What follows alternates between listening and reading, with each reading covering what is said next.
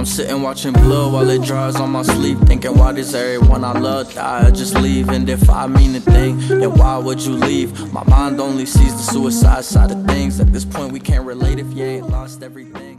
What's up guys, welcome back to West Wild World. Sorry I haven't been here for a while, just took a short hiatus, just didn't feel like recording. But if you have seen my stuff before, you guys can see that I've changed a lot around. So yeah, I mean, just gonna hop back into doing videos. Maybe might be a bit slower because there is a few things that I need to do outside of this, but yeah, have some time to film. I'm just gonna hop into it. I have to clean I have to clean puff adders, my snouted cobras, and my death adders up top there. So it's up top there, but I'll just hop into that and I'll see you guys there. So if you want to come have a look here quickly, my Limpopo locality puff adder finally popped out of shit, and look how beautiful she is. She's not dark anymore, she's like this light sort of, wouldn't say tan grey, but like a rock sort of grey. But that at the back there where my finger is why I need to clean it. They took a huge dump there. But these two have been very close together. This is a female and that's a male at the back, so maybe we might get some babies this season. Puff adders are live bearing, so there's no incubation period, thankfully. So it's relatively easy to get babies from these guys. I thought that was your head, I'm sorry. But yeah, since she's popped out of shed, she's being a little bit temperamental, but you guys can see how beautiful her patterns are. She doesn't have chevrons, she has like smiley faces down the back of her. She's absolutely gorgeous puff adder. Been through the wars again. I mean, there's a lot of marks and stuff on her. I think she was actually a rescue that was put into captivity because it looks like she was stitched up before on one of her stomach there, and that's why she looks a bit weird. Probably a few broken ribs, and I think she probably got hit by a car or got hit by a weed whacker or lawnmower of that sort. But yeah, just gonna get her straight into the bin. Oh, I've also my back entirely. And hello, why are you coming out here? So I can't really bend that well or move that well, so if my handling is a bit off, that is why. But this is my beautiful Tanzanian locality puff adder. This is about a meter long puff adder. You guys can see the different localities, the different colors. It's absolutely insane, but this is a big boy. Beautiful and calm animal as well. Has a hectic feeding response, but outside of his enclosure he's very chilled. But yeah, there's one more puff adder in there, so let's get her out. But you guys can see the difference in localities there quite nicely. And even with this third one, you'll be able to see she's a half breed basically. She is a hybrid locality. I don't actually know what hybrid, she's just at the back and the decorations make it a bit difficult for her to get out. But she's a bit more temperamental than both of those. She likes to bite a lot. She's quite a small puff adder, adult size, but just not the biggest puff adder. And I just need to be very careful here because she does like to bite, and I don't feel like losing a finger, thank you camera woman, today. Missed the grab though, so camera woman help, but also my skills just weren't on point. But yeah, when I get her out, I will show you guys that, well, how the different localities actually look and how hybrids can actually come out. It's not technically hybrids, but in the wild they would never occur because obviously the different localities just are from different places where these guys are found. There aren't any separate subspecies of puff adders that I know about. I could be incorrect because it is forever changing. Just like with wormstangs, there's 4 different subspecies of wormstangs now. Which I actually didn't know, and those were just different localities to me before. But yeah, guys can see how cool she is. I think she might be a Tanzanian and a KZN locality mix, because those blacks I haven't seen in very many, those blacks in between the chevrons I haven't seen in very many puff adders, and the gold chevrons is, we can come look down here, those gold chevrons are quite similar to that of that Tanzanian that's down there. But yeah, so she is a mixed locality, but she's absolutely beautiful. I want to see what the babies would look like from her and that Tanzanian puff adder. I think they would come out very, very nice. But yeah, let me just get her in there with them. And there you guys can see. And this is about a typical adult size. I think she would be about 3 to 4 years old. He is massive, so I would say about 5 years on. And same with her. So yeah. But yeah, they're all breeding ready. That's why they're all together. But yeah, just going to clean up and I'll see you guys soon. Okay, so I cleaned up their enclosure a little bit. I don't know if I posted the video where I went through the bioactive setups and stuff like that, so I might as well do it now. So there is one live plant in the back there. It's a succulent. It's a normal succulent that they would usually crawl through and be found in the wild.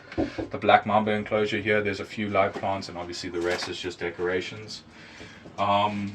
The green mambas over here have actually quite a few alive plants in them. There's 3 of them in this one, and same with the Mozambique, there's 1 live plant in there.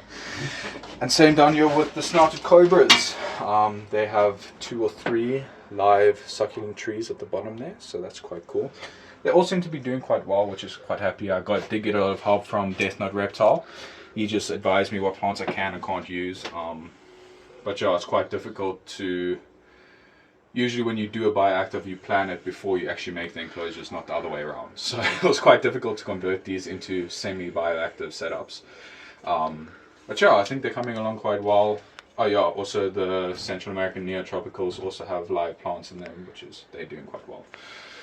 But yeah, so every animal is actually doing a lot better in these enclosures. They're eating well. I mean, none of them have refused a meal yet.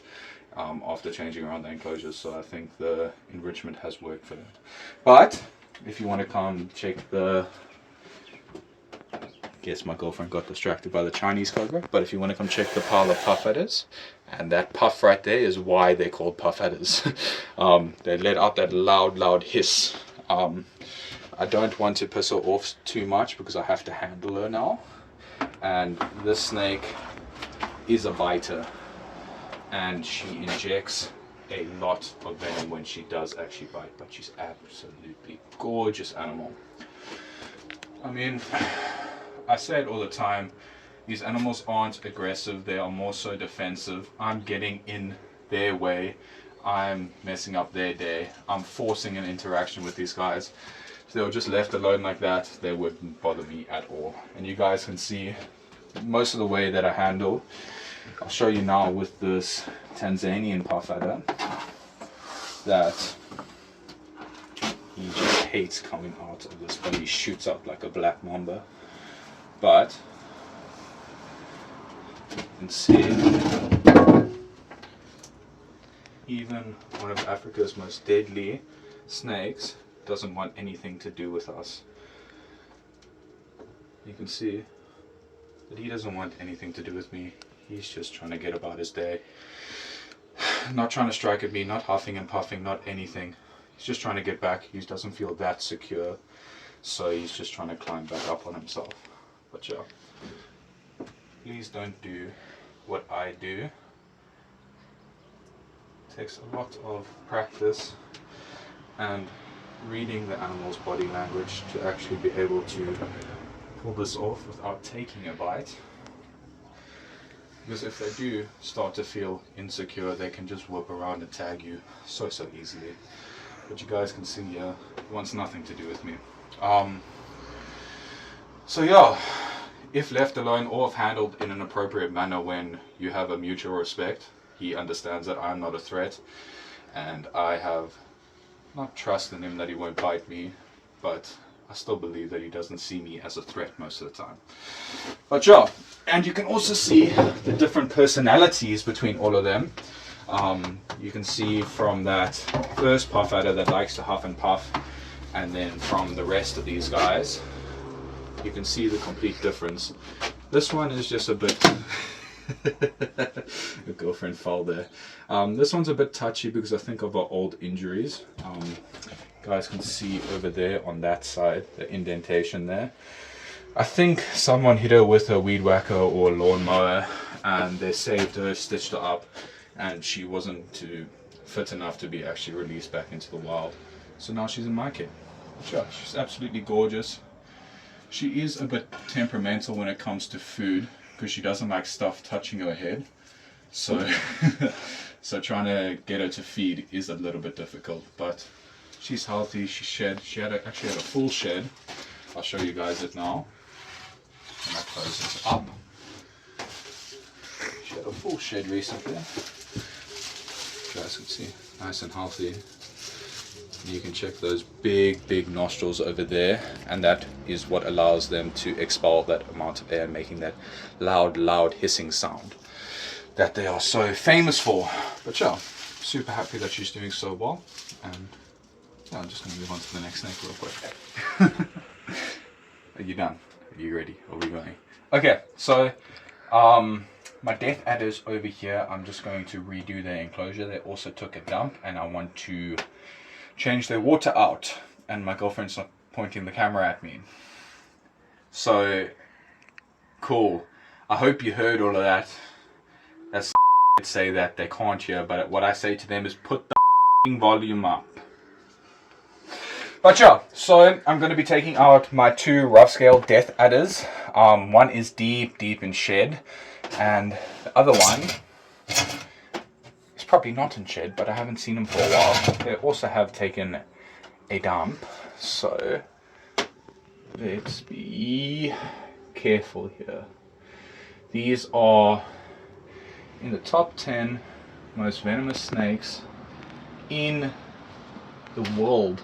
I think on the LD50 method, or LD50, they are the 5th most venomous snake drop for drop. But you can see how deep in shed this guy is.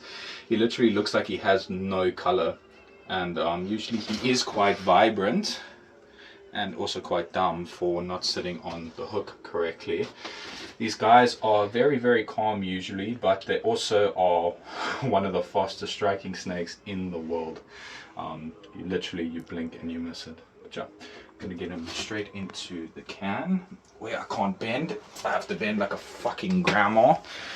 But you'll see the difference between the two now when I get on the one that I don't think is in shed.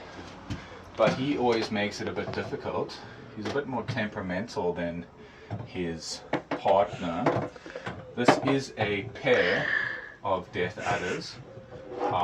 So hopefully expecting some babies soon. My girlfriend's touching my booty, so what's up? Did you just feel like molesting me real quick? Was that it? Okay, so don't do that again.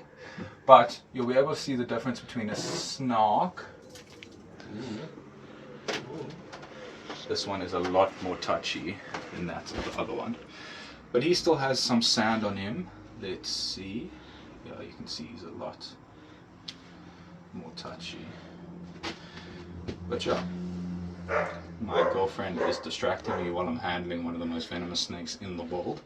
But yeah, you can see the difference of them. One's in shed, one isn't in shed. I actually think this guy might be popping out of shed. I see some of his scales actually popping off. But I just want to be very careful with him. But I'm just going to get him in here because my girlfriend's still distracting me. But yeah, just going to do up the enclosure and I'll get back to you guys. Okay, so I have just redone the enclosure. If you want to come have a look. Someone called me, so I had to just redo this part. I thought Australia, arid desert, and that's what I made this to look like. But I did more research on their habitat, which I usually don't do, which is incorrect of me. Because obviously better enrichment means the animals do a lot better. So they actually enjoy digging under leaf litter so they can camouflage because they are ambush hunters. So that's what I've done there. There are succulents that are still in there, live plants. And yeah, hopefully They do a bit better in there. But you can come look down here. These guys, I've sprayed them down. One's drinking there.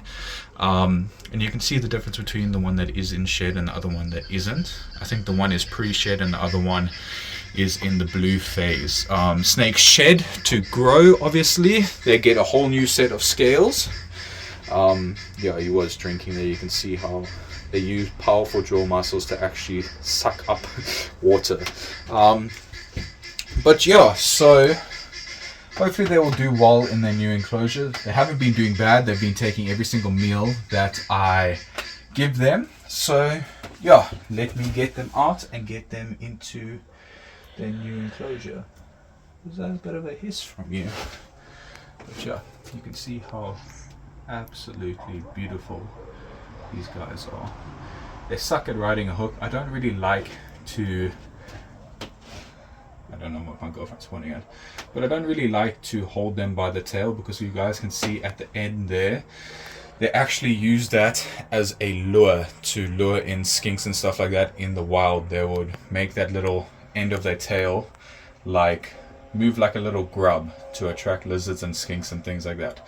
So if you touch it, they usually freak out a little bit, or they will instinctively turn around and try and bite it. So I try and not grab it and just sort of balance it in my hand. That's why I drop them in the first videos. But yeah, my girlfriend just wants to get a shot, so I'm just going to get it straight back into his house.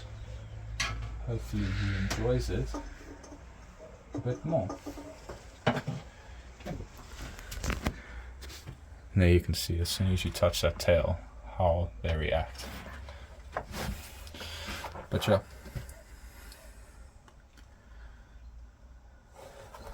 So let's just get him in there. And that's also part of their defense mechanism. You can see how flat they go. Similar to that of most other adders, even though this guy is actually not an adder, he's in the Elapidae family. He has a potent neurotoxic venom.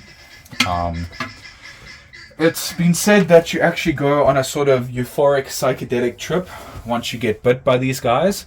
And some patients, after receiving the life-saving antivenom, have actually got upset at the doctors because they had such a nice euphoric feeling. But you can see how deep in shed this guy is. You can see those eyes, milky, and his colors are absolutely dull. Beautiful, beautiful animal though. Absolutely gorgeous. I can't believe I actually have these guys. Absolutely stunning animals. They also are very, very calm. You can more than likely free handle them, but you know, don't really want to risk it, or do I?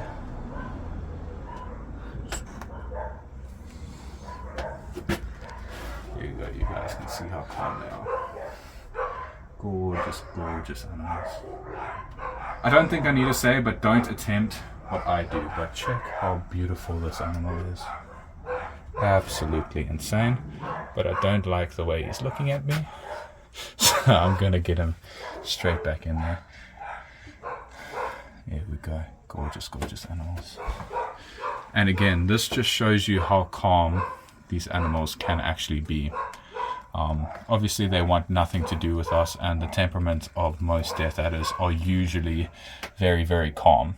But obviously I understand what I'm doing, I understand the risks behind it, I understand if I get bit, I'm almost certainly going to die. But my life, my choice, just like your body, your choice, eh? Gonna piss some people off with that. But I'm going to clean up poop in the big snouted cobras and the small snouted cobras. Probably not going to film the big ones because I'm not going to take them out. But I'll see you guys there. She's in hunting mode. Gotta love her. Love puff adders. And you can check these two over here. Cuddling as always. And you can see the awesome color that she's had. If you guys watched all the videos with her in it, you can see how dark she was for so long. I don't know how long she was actually in shed for, and that's a Tanzanian one. But if you actually want to come look just at the back there around a corner, I don't know if you guys can see it. It's let's just focus in on it. That's a tree, so let's go a bit this way, controlling my girlfriend's hands.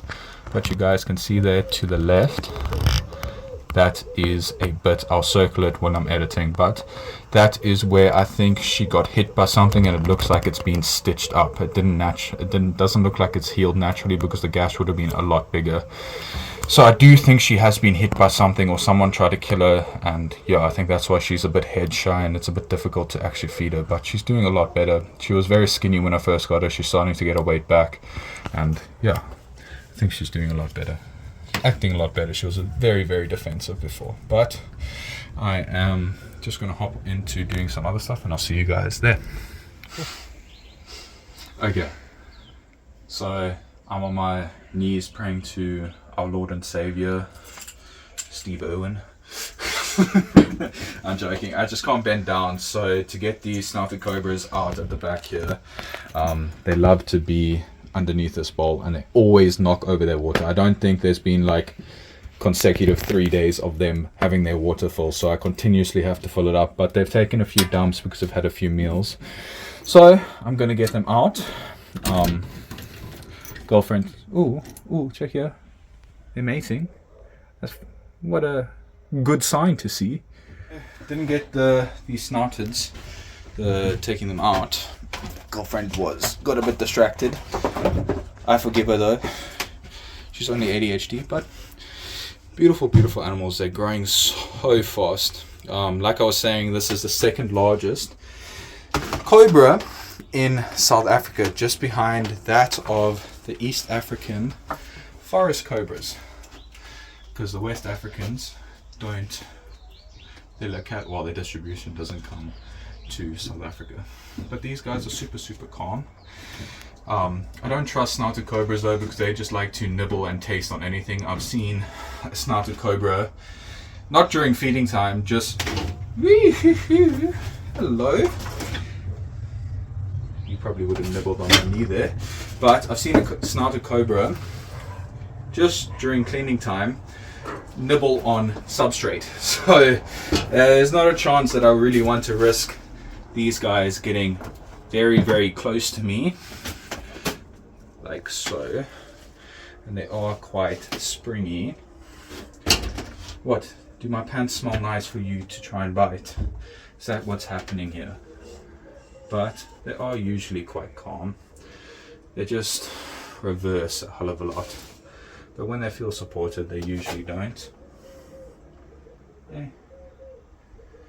Just looking for a way to climb again. But I need you to go this way, not towards my hand, please. But yeah, absolutely beautiful, beautiful animals. They're about 1.2 meters now, maybe just a meter, getting super, super big. And they're not really losing their temperaments. They still just like to reverse. I think it's just they like to feel secure. But once they do feel secure, you can see, sit quite nicely. But yeah, these guys have a lot of growing to do, but hopefully they'll produce eggs for me in the coming years, because they're getting to, well, they are about adult size now. Not size that I would want them to try and produce some eggs, but getting to a size where they could produce some eggs. Beautiful animals. But yeah, thank you guys so much for watching today's video. Hopefully I can get to a more regular schedule, and hopefully the audio was fine. That dickhead that keeps on commenting quite shitty fucking things on it, hopefully this one's better for you. It's a fair criticism, but work on your tone, brother. But yeah, I hope you all enjoyed, and I'll see you all in the next one. Peace.